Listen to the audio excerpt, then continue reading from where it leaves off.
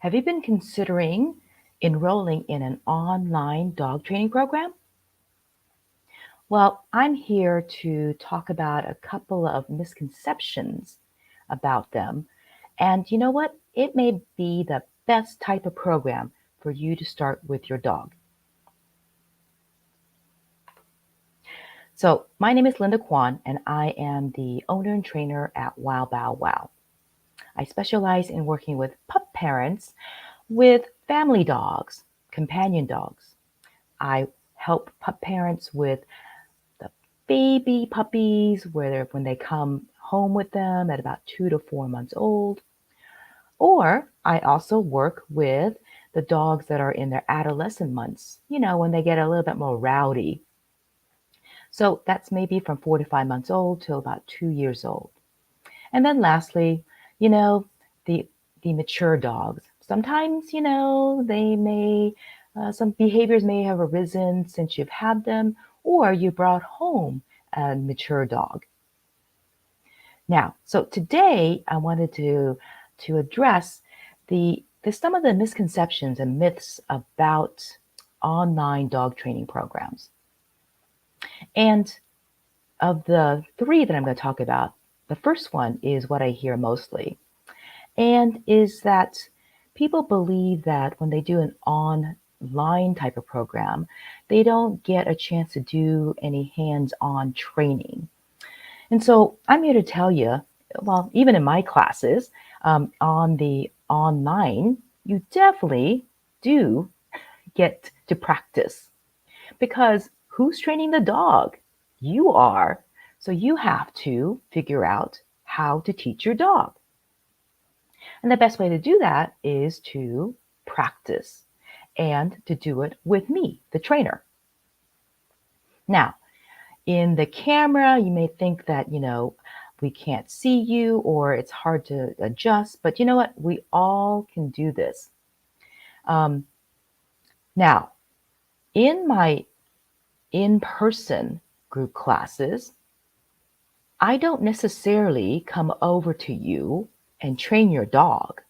So, in the same way, in the on demand type of classes, I'm instructing you, giving you step by step of what you're supposed to be doing.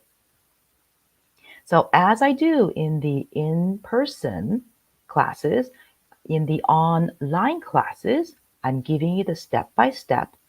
And then, as you're practicing, I may make adjustments. Like, for example, if you are working on getting your dog's focus as you're walking on a leash, you know what? I want to make sure you're delivering the reward, if it happens to be food, at the level that your dog is. If they're like a small dog, you may have to bend down as you're delivering, if you're delivering a kibble or treat. Now, that is done by me observing and giving you feedback. I can do that in person as well as online. So in my online type of programs, I have only about 4 or 6 students at a time. So even whether I'm doing it online or in person, I can only watch one of you at a time. So I go around the room and I tell you to practice a certain a technique that I'm asking you to do, and then I go around to each person and I observe and then make adjustments or praise what you're doing and move on to the next. So whether in person or online, I do the same thing.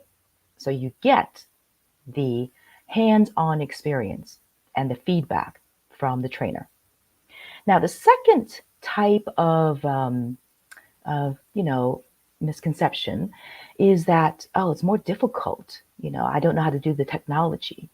Well, I understand for some of us, it may be a reality. You're just not tech savvy enough. That's okay. But for a lot of people out there, I know you're watching YouTube videos and Googling and then watching those kind of videos or reading handouts as to learn how to train your dog.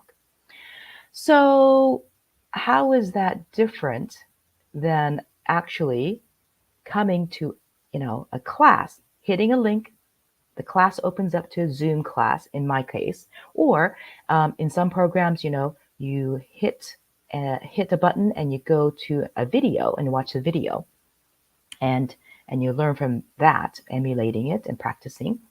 So in either case, you've already been doing it. So it's not that much of a next step, really. Now, the third type of misconception that I hear is, it may not be as an effective way of training. Well, whatever mode that you actually use to learn, if you're not practicing with your dog, then it's not going to work. So whether you learn in person, whether it's in a group class or private sessions in your home, you know what, or online, if you're not going to practice with your dog, it's not going to work anyway.